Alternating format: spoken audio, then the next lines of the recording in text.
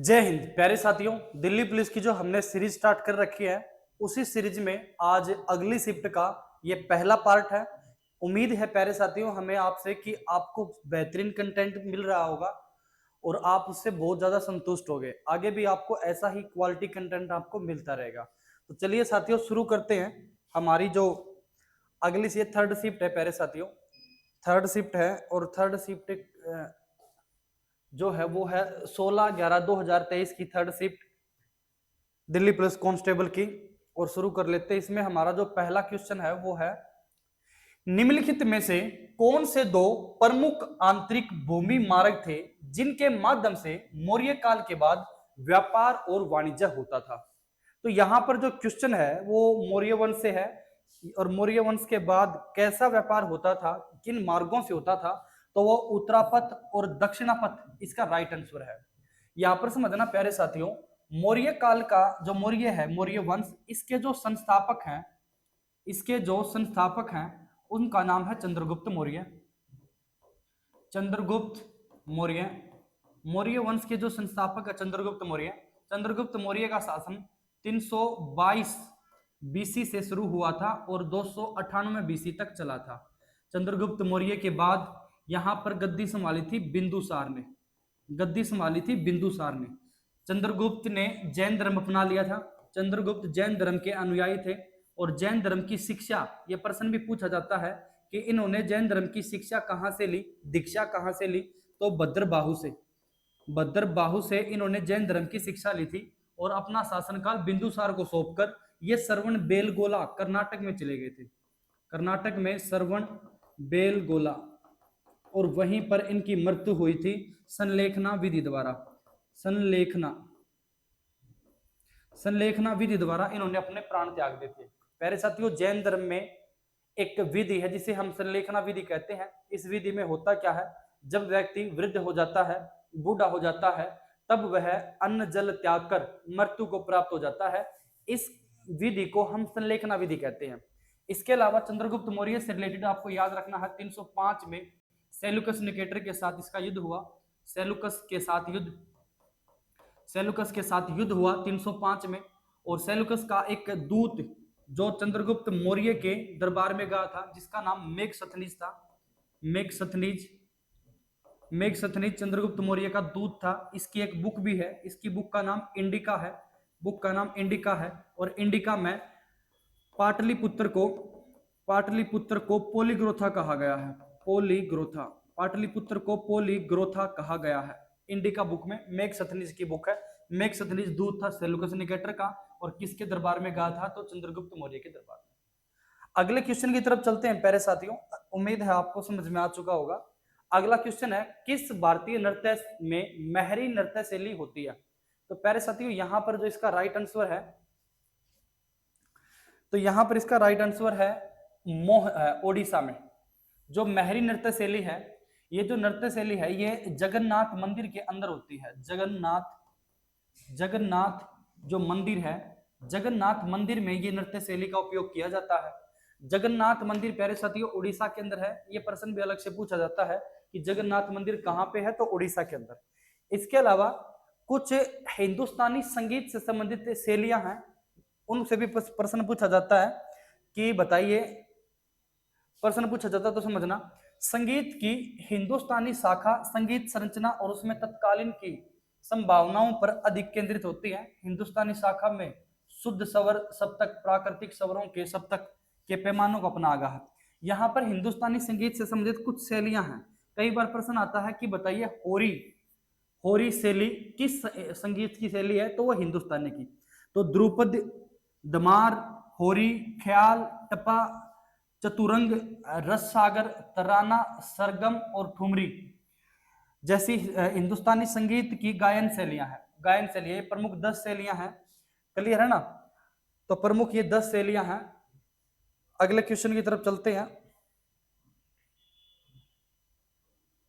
अगला क्वेश्चन है हमारा,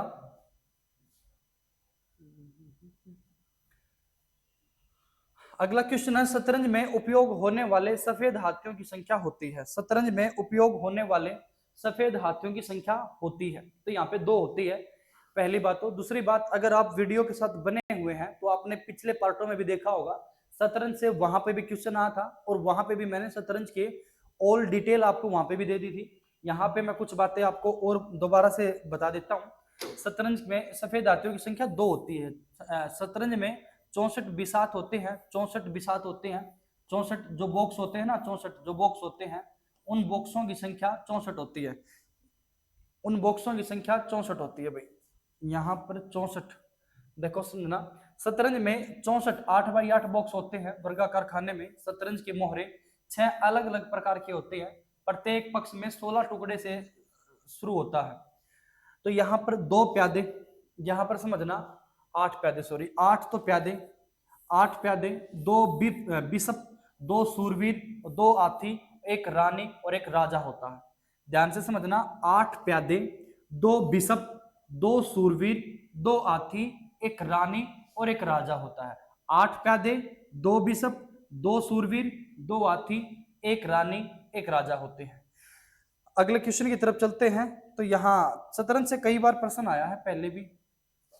अगला क्वेश्चन है हमारा, निम्नलिखित में से कौन सा विकल्प जंतु, निम्नलिखित में से कौन सा विकल्प, निम्नलिखित में से कौन सा विकल्प जंतु कोशिका में नहीं पाया जाता? तो प्लास्टिड है प्यारे साथियों, ये जंतु कोशिका में नहीं पाया जाता। ये जंतु कोशिका में, ये एनिमल कोशिका में एनिमल पादप कोशिका में पाया जाता है, पादप कोशिका में। तो पादप कोशिका में ये मिलता है प्लास्टिड, जो कलर वगैरह देता है। तो यहाँ पे सबसे पहले माइटोकॉन्ड्रिया के बारे में समझ लेते हैं। इसे ऊर्जागर भी कहते हैं, सॉरी कोशिका का ऊर्जागर, इसे कोशिका का ऊर्जागर कहते हैं। इसको कोशिका का डाकघर कहते हैं, इसको कोशिका का डाकघर कहते हैं, इसको ऊर्जागर कहते हैं, इसको डाकघर कहते हैं। माइटोकॉन्ड्रिया को ऊर्जाघर क्यों कहते हैं? क्योंकि यहाँ पर ऊर्जा का निर्माण होता है। पहले साथियों समझना, कोशिका के अंदर ऊर्जा का निर्माण, हम कोशिका के अंदर ऊर्जा का निर्माण होता है कैसे? जैसे ग्लूकोज है, ग्लूकोज है H6O12, ग्लूकोज का फॉर्मूला हाँ C6H12, C6H12O6, यही है ना, C6H12O6 ग्लूकोज का ये फार्मूला है। तो इसमें होता क्या है, इसमें ऑक्सीजन हम बाहर से लेते हैं और ऑक्सीजन बाहर से लेकर इसमें बनता है एक तो H2O plus CO2, H2O plus CO2 और प्लस में ATP का निर्माण होता है, ATP का। ATP इसी को हम बोलते हैं ऊर्जा, एक प्रकार से ये होती है हमारे शरीर की करेंसी है, एनर्जी करेंसी इसको बोलते हैं ATP। ATP की फुल फॉर्म होती है adenosine triphosphate, adenosine, adenosine triphosphate, adenosine triphosphate इसकी फुल फॉर्म होती है। H2O जल है, CO2 को हम बाहर कर देते हैं तो ग्लूकोज का दहन होता है। ये ग्लूकोज का दहन कहाँ पे होता है? माइटोकॉन्ड्रिया में। माइटोकॉन्ड्रिया की जो खोज की थी वो अल्टमन ने की थी, अल्टमन ने, माइटोकॉन्ड्रिया की खोज अल्टमन ने की थी 1886 में। गोल्जी स्मिथ या गोल्जी बॉडी की जो खोज की थी वो कैमिलो गोल्जी ने की थी, कैमिलो गोल्जी ने, कैमिलो गोल्जी ने इसकी खोज की थी माइटोकॉन्ड्रिया के। अगले क्वेश्चन की तरफ चलते हैं। तो अगला क्वेश्चन है हमारा, चांदी की मुद्रा किसने जारी की जो शासक के बाद सदियों तक एक मानक सिक्का बना रहा? चांदी की मुद्रा किसने जारी की जो शासक के बाद सदियों तक एक मानक सिक्का बना रहा? तो चांदी को रुपए का कहते थे, शेरशाह सूरी ने इसकी शुरुआत की थी, इसकी शुरुआत की थी शेरशाह सूरी ने। और चांदी के सिक्के को रुपए का, रुपए का कहा करते थे, रुपए का। यहाँ पे आप इसके बारे में समझना,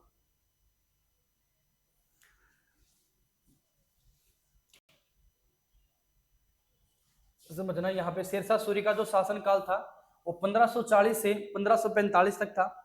जमीन मापने की पद्धति, अब शेरशाह सूरी ने क्या क्या इसके शासनकाल में काम हुए हैं उनके बारे में यहाँ पे लिखा हुआ है।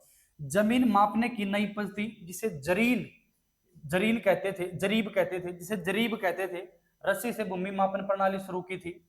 इसने एक और पैमाना शुरू किया था जिसे सन की डंडी कहते हैं, सन की डंडी, सन, सन की डंडी पैमाना, सन की डंडी पैमाना भी इसी ने शुरू किया था, सन की डंडी, सन की डंडी। एक पट्टा और कबूलियत प्रणाली लागू की, ग्रैंड ट्रंक रोड का निर्माण किया, यह बंगाल से पेशावर तक जाता है। आज की डेट में से दिल्ली लाहौर रोड सड़क वो कहते हैं इसकी सड़क के किनारों पर सराय जैसे धर्मशाला और इसने छायादार पेड़ भी लगवाए थे।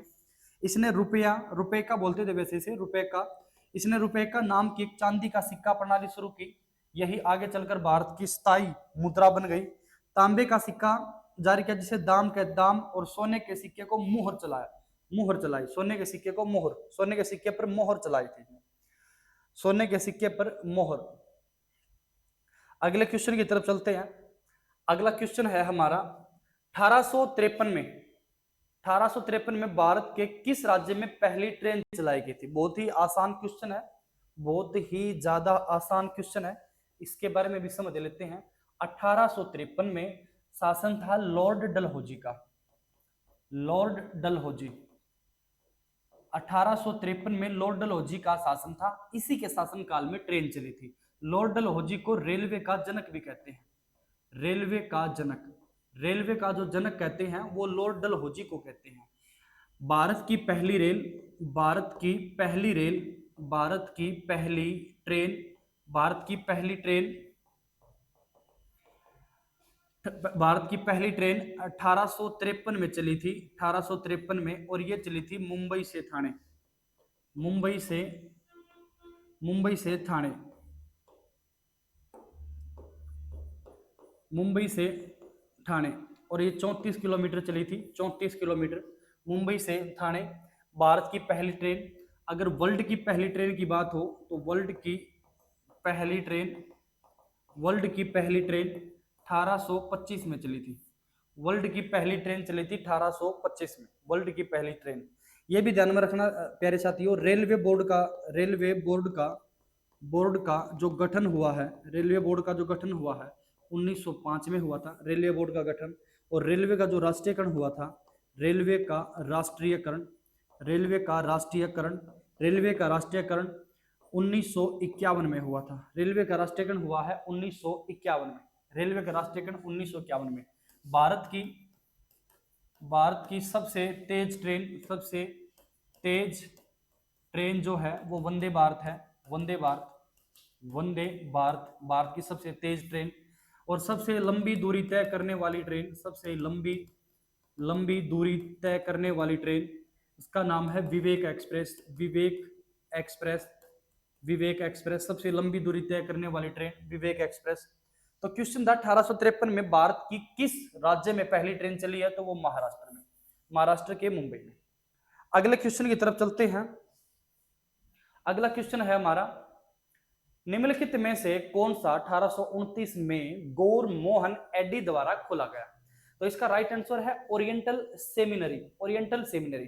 प्यारे साथियों, इसी प्रकार के और भी कई सारे क्वेश्चन जो हमारे एग्जाम के आने के लायक हैं उनको मैंने यहाँ पे टाइप करवा दिया है, तो समझना। 1817 में हिंदू कॉलेज की स्थापना राजा राम मोहन राय और डेविड हेयर ने की। 1824 में संस्कृत कॉलेज कलकत्ता के अंदर स्थापना हुई जोनाथन डंकन के द्वारा। और कोलकाता राजा राम मोहन राय, चलो इसको छोड़ दो। 1829 में गौर मोहन रेड्डी ने और गोपीनाथ रेड्डी द्वारा संस्था चलाई गई थी मद्रास में शिक्षण संस्था। 1835 में मेडिकल कॉलेज खोला कोलकाता के अंदर ब्रिटिश सरकार में। 1835 में इंग्लिश एजुकेशन एक्ट आया था, 1835 में इंग्लिश एजुकेशन एक्ट, जिसमें भारत में अंग्रेजी शिक्षा की शुरुआत की गई। 1839 में राजकुमार कॉलेज, राजकुमार ब्रिटिश सरकार ने खोला था। 1841 में बैथुन स्कूल खोला, यह पहला महिला विश्वविद्यालय था कोलकाता के अंदर, जॉन बैथुन ने। 1849 में थॉमसन इंजीनियरिंग कॉलेज खोला रुड़की के अंदर ब्रिटिश सरकार में। 1854 में वुड का डिस्पैच आया, भारत में आधुनिक शिक्षा नीति का आधार बना। तो 1817 में हिंदू कॉलेज, 1824 में संस्कृत कॉलेज, 1829 में गौर मोहन रेड्डी ने संस्थान, शिक्षण संस्थान खोले। 1835 में मेडिकल कॉलेज, 1835 में इंग्लिश एजुकेशन एक्ट आया। 1839 में राजकुमार कॉलेज, 1841 में बैथुन कॉलेज महिला कॉलेज था, 1849 में थॉमसन इंजीनियर कॉलेज और 1854 में वुड का डिस्पैच। उम्मीद है प्यारे साथियों इसी प्रकार का क्वेश्चन पेपर में आया था, तो इससे संबंधित और कितने क्वेश्चन बनते हैं वो मैंने करवा दिए। अगले क्वेश्चन की तरफ चलते हैं।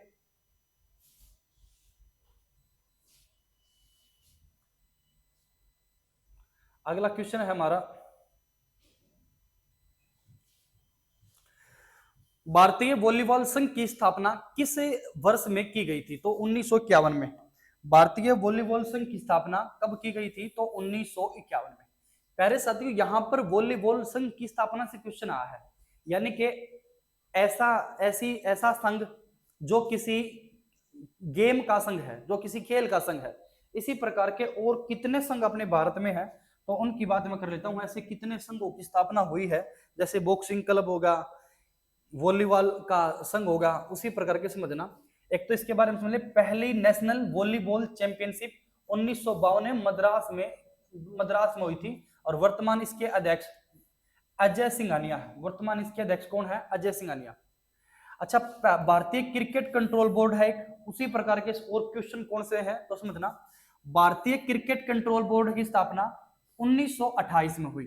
भारतीय ओलंपिक संघ की स्थापना 1927 में हुई।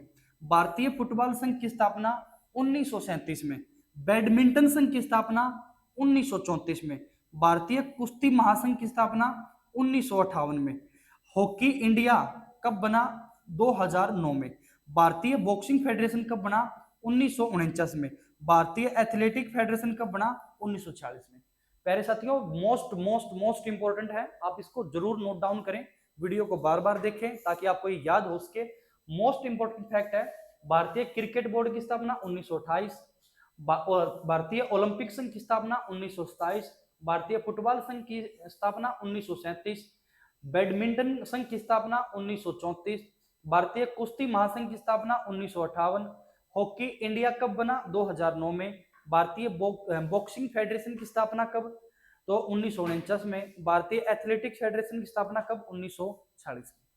अगले क्वेश्चन की तरफ चलते हैं, उम्मीद है आपको ये अच्छा लगा होगा। अगला क्वेश्चन है हमारा,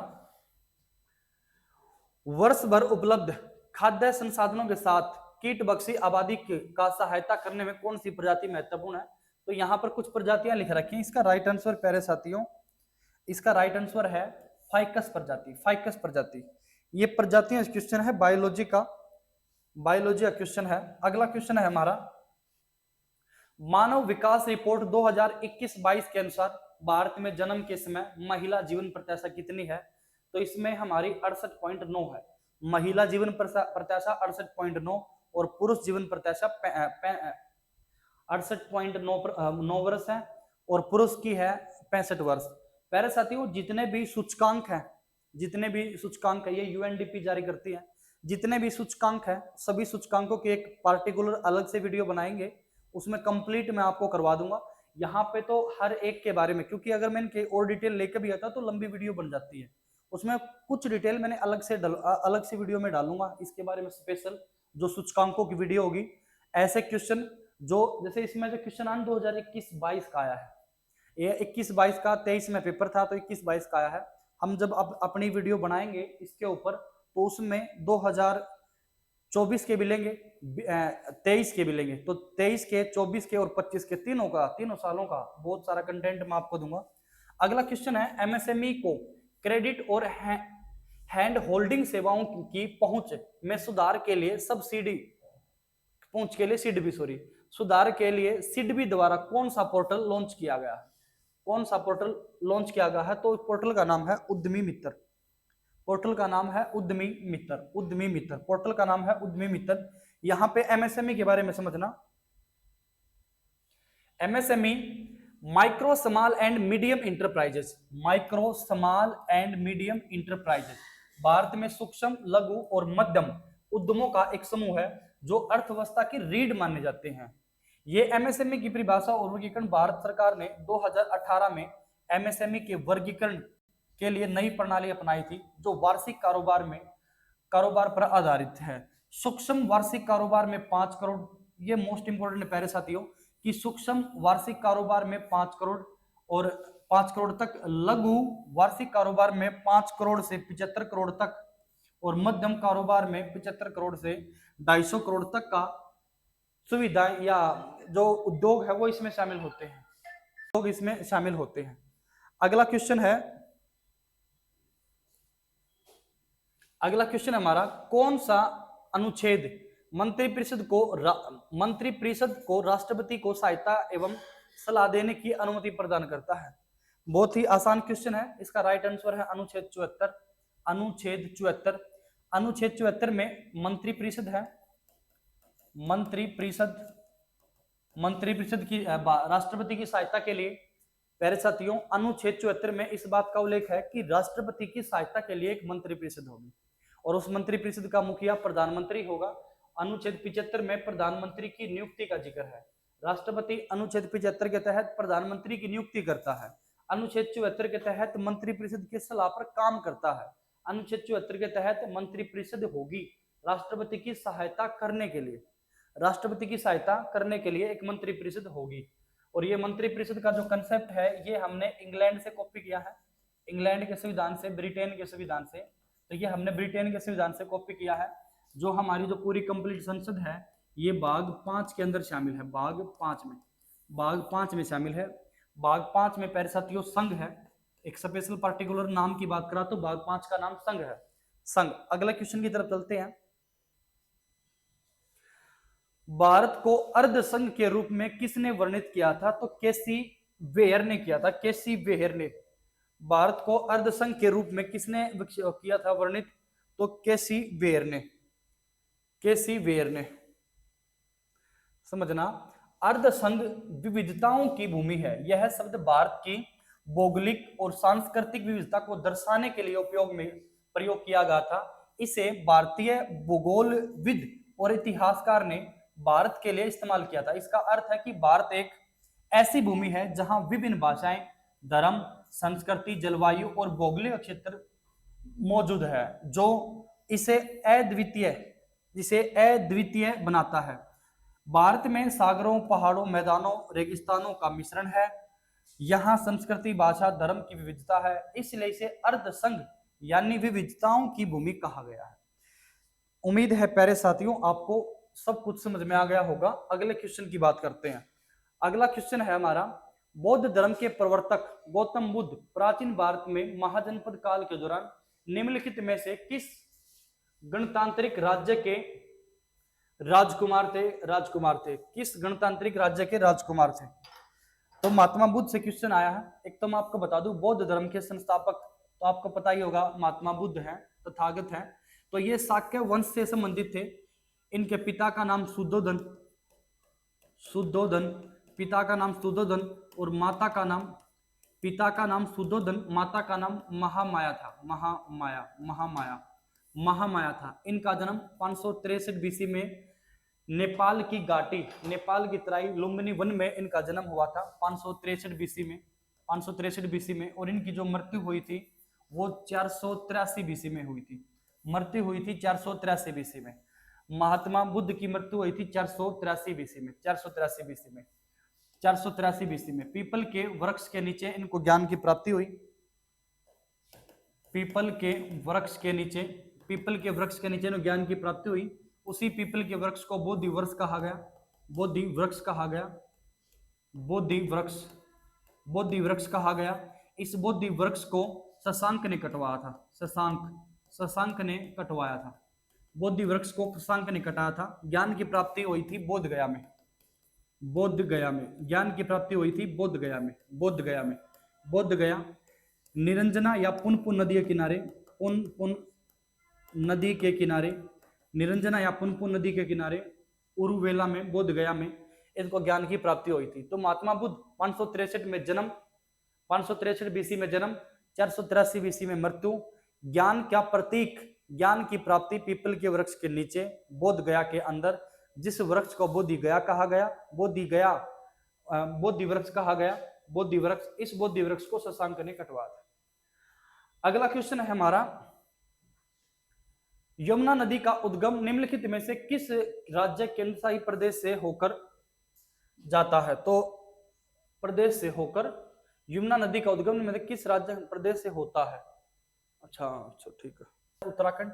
यमुना नदी कहां से निकलती है? यमुनोत्री से निकलती है, यमुनोत्री ग्लेशियर से। यमुनोत्री जो ग्लेशियर है वहां से निकलती है यमुना नदी।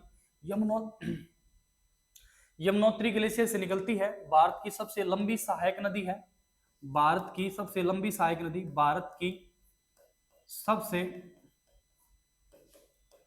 लंबी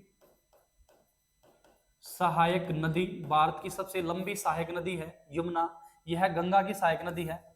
किसकी सहायक नदी है? गंगा की सहायक नदी है, गंगा की सहायक नदी है यमुना। यमुना की सहायक नदियां, यमुना की सहायक नदियां, यमुना की जो सहायक नदियां हैं उनमें एक है चंबल, एक है केन, एक है बेतवा, चंबल, केन, बेतवा।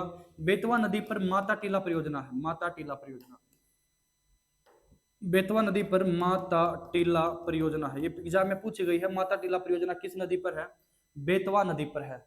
तो सिंध एक नदी और है जिसका नाम है सिंध। तो चंबल, सिंध, केन, बेतवा ये सारी की सारी यमुना की सहायक नदियां हैं। यमुना नदी गंगा में जाकर मिलती है, गंगा में जाकर मिलती है। यमुना नदी का उद्गम यमुनोत्री से है, यमुनोत्री ग्लेशियर उत्तरकाशी जिला, जिला कौन सा है? उत्तरकाशी जिला, उत्तराखंड के अंदर, तो वहां पे इसका उद्गम है। अगला क्वेश्चन है हमारा, सुनैना हजारीलाल ने किस शास्त्रीय नृत्य के लिए पद्म प्राप्त किया था? सुनैना हजारीलाल ने किस शास्त्रीय नृत्य के लिए पद्म प्राप्त किया था? तो यहाँ पे समझना प्यारे साथियों, यहाँ पर इनडायरेक्ट वे से क्वेश्चन पूछा गया है कि सुनैना हजारीलाल किस शास्त्रीय नृत्य से संबंधित है? किस? इसका राइट आंसर है कथक।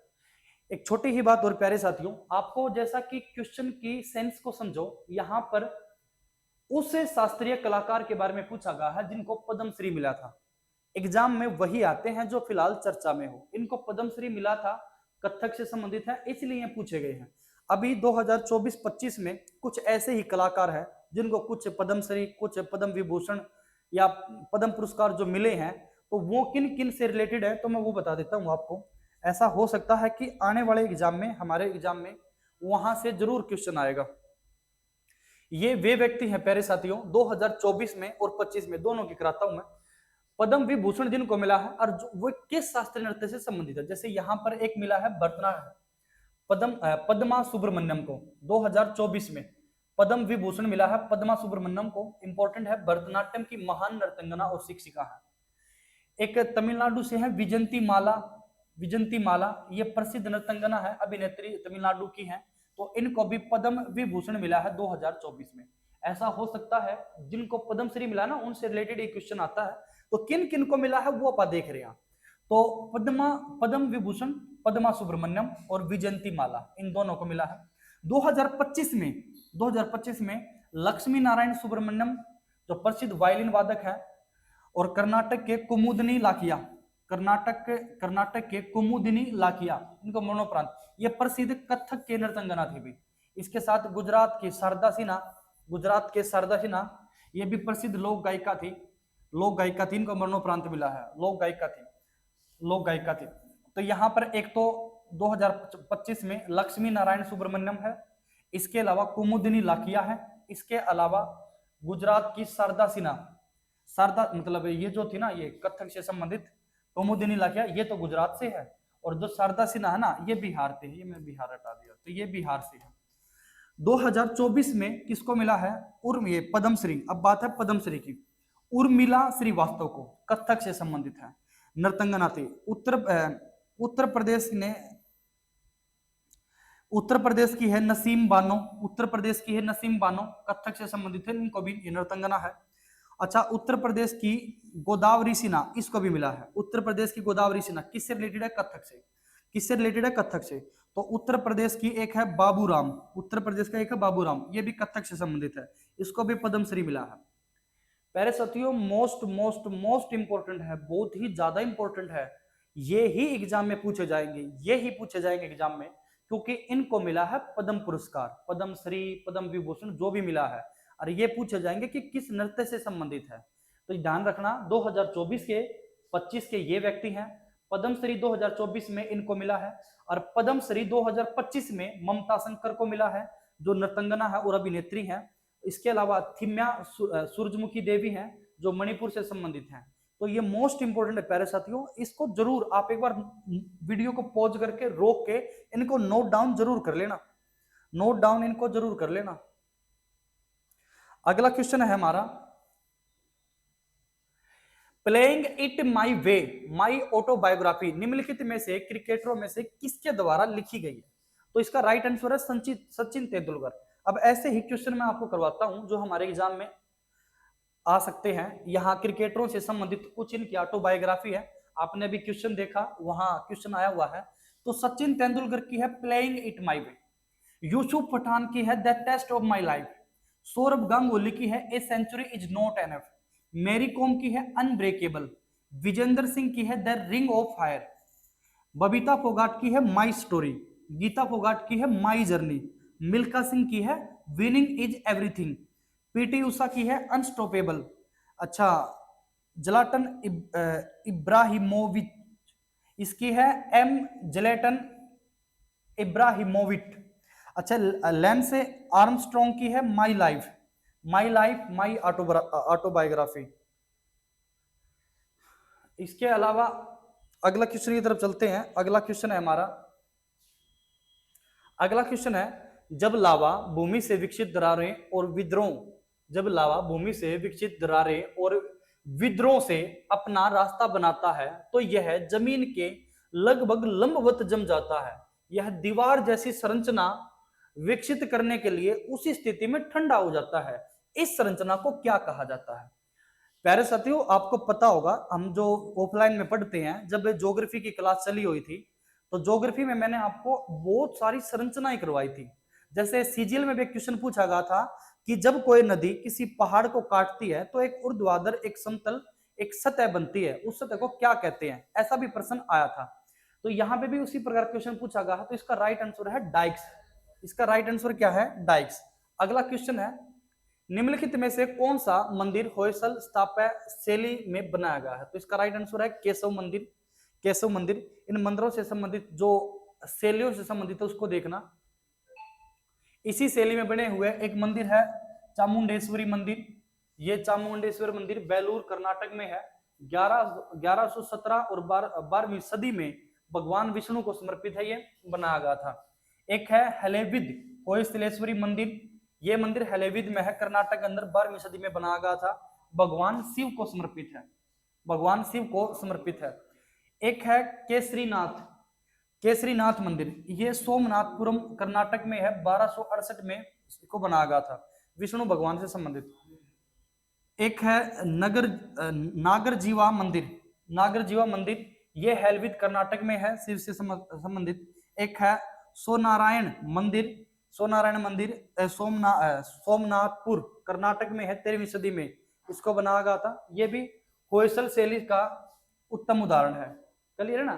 तो ये सारे के सारे इसी से संबंधित हैं, सारे के सारे इसी से संबंधित हैं। क्लियर हो गया ना? अगले क्वेश्चन की तरफ चलते हैं। अगला जो हमारा क्वेश्चन है, अगला क्वेश्चन है अन्नपूर्णा योजना भारत सरकार द्वारा खाद्य सुरक्षा प्रदान करने के लिए खालिस्तान वर्ष में शुरू की गई थी, सन 2000 में। प्यारे साथियों, पिछली वीडियो में आप अगर लगातार कंटेंट देख रहे हैं ना, तो पिछली वीडियो में मैंने बहुत सारी योजनाएं करवाई थी, उसमें अन्नपूर्णा योजना भी है। तो आप उस वीडियो को देखना और उस इससे संबंधित और कितने क्वेश्चन एग्जाम में आ सकते हैं वो उस वीडियो में मैंने करवा दिया था। प्यारे साथियों, लगातार आप सारे पार्टों को देखना, आराम से देखना, कई बार इनको रिवाइज करना, ताकि आपका सिलेक्शन अच्छे से जरूर हो। 2022 तक प्राप्त जानकारियों के अनुसार निम्नलिखित में से किस देश ने सबसे अधिक कबड्डी विश्व कप जीते हैं? तो वो भारत ही, अपने देश भारत ने ही जीते हैं ये। और कबड्डी से संबंधित कुछ और जानकारियां ले लेते हैं हम। तो कबड्डी है अंतरराष्ट्रीय जो मुख्यालय इसका, ये जयपुर में है भारत के अंदर, जिसकी स्थापना 2004 में हुई थी। खेल का जो मैदान है उसे कोर्ट कहते हैं। पुरुषों के लिए कबड्डी कोर्ट का आयाम जो होता है और जो माप है, वो कबड्डी कोर्ट का जो आकार है वो पुरुषों के लिए 13x10 का है और महिलाओं के लिए 11x8 का है, 11x8 का। तो लंबी कबड्डी इसका आकार किनारों में 1 मीटर चौड़ा स्थान होता है। लोबी सॉरी, ये लोबी का जो आकार है ना, लोबी, जैसे ये जो मैच होता है ना हमारा मैच, इस मैच यहाँ पे लोबी होती है, लोबी, इसके बाहर लोबी होती है, लोबी। उस लोबी का जो आकार है किनारों में 1 मीटर चौड़ा स्थान होता है। इसमें बल्क लाइन की जो दूरी होती है वो मध्य रेखा से 3.75 मीटर होती है। बोनस लाइन की जो दूरी होती है मध्य रेखा से 4.75 मीटर होती है। बल्क लाइन और बोनस लाइन के बीच की दूरी 1 मीटर होती है। बल्क लाइन, जैसे ये मैच है तो यहाँ पे और ये बीच की रेखा, तो इसको आप बल्क लाइन बोलते हैं। तो बोनस लाइन के बीच की दूरी 1 मीटर होती है। प्रत्येक टीम कोर्ट में 7 खिलाड़ियों और बेंच पर 5 विकल्पों के साथ खेल शुरू होता है। अच्छा, पुरुष मैच की जो अवधि है वो 2820 यानी कि 20 मिनट होती है और 5 मिनट ब्रेक होता है। 20 मिनट का खेल होता है ये, जबकि महिलाओं के लिए ये अवधि 15 मिनट की है, 15 मिनट की, और इसमें भी 5 मिनट का ब्रेक होता है। तो ये तमाम जानकारियां मैंने यहाँ पे करवा दी है। अब हम अगले क्वेश्चन की तरफ चलते हैं। हमारा जो अगला क्वेश्चन है वो है, निम्नलिखित में से किसे 1938 में और 1939 में 39 के लिए भारतीय राष्ट्रीय कांग्रेस अधिवेशन के अध्यक्ष के रूप में फिर से निर्वाचित किया गया था? किसको? तो यहाँ पे समझना, सुभाष चंद्र बोस को। प्यारे साथियों, 1939 में जब दोबारा से चुना गया था तो चुना गया था सुभाष चंद्र बोस को, लेकिन एटो टाइम पे वहां पे विवाद होगा कि सुभाष चंद्र बोस को नहीं बनाएंगे, सुभाष चंद्र बोस को नहीं बनाएंगे। और तभी सुभाष चंद्र बोस की अनाउंसमेंट होने के बाद जब ये बातें आई तो यहाँ पर चुनाव किया गया कि जनता द्वारा चुनाव करवाएंगे और वहां में देखेंगे कि जनता किसको अपना अध्यक्ष चाहती है। तो उस चुनाव में भी सुभाष चंद्र बोस ही जीते थे।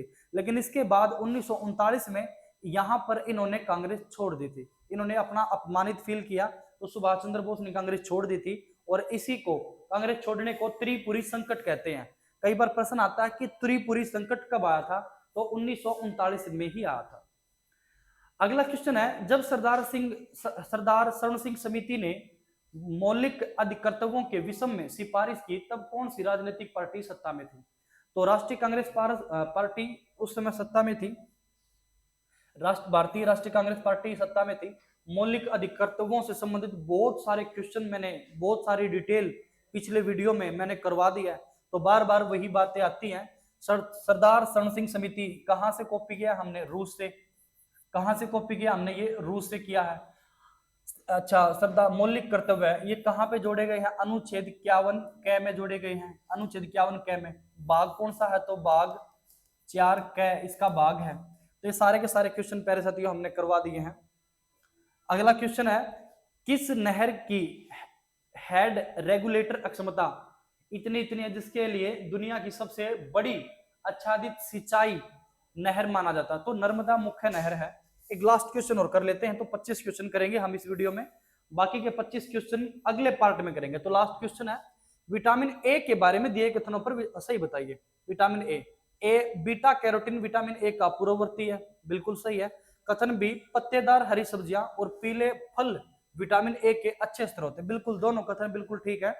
तो प्यारे साथियों, आज की क्लास में हम 25 क्वेश्चनों को ही देखेंगे। बाकी के जो